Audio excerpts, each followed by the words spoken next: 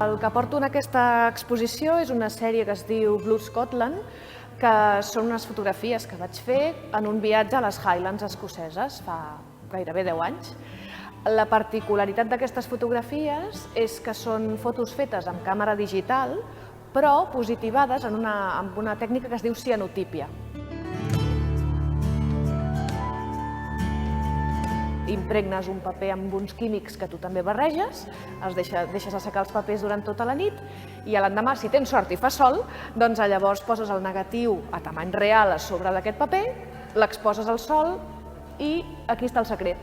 15 minuts, 5 minuts, depèn si és a l'estiu, si és a l'hivern, si hi ha núvols, si no hi ha núvols.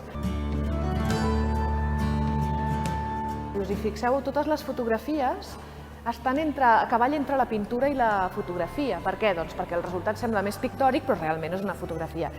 I és increïble com els detalls es mantenen amb una cosa tan artesana, no? Llavors, les fotografies que jo he seleccionat són de diferents punts de les Highlands.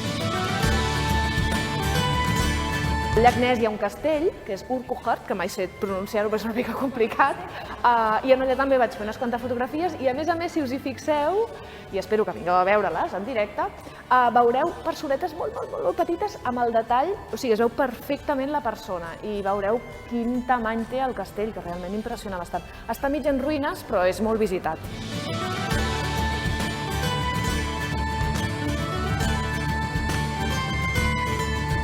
Les dones fotògrafs han sigut boníssimes des d'un punt de vista i amb una sensibilitat que molts homes potser no tenien, però no se sap per què, bueno, sí que se sap per què, tristament, però mai han arribat a ser prou reconegudes. I jo crec que aquí s'està intentant que la cosa canviï.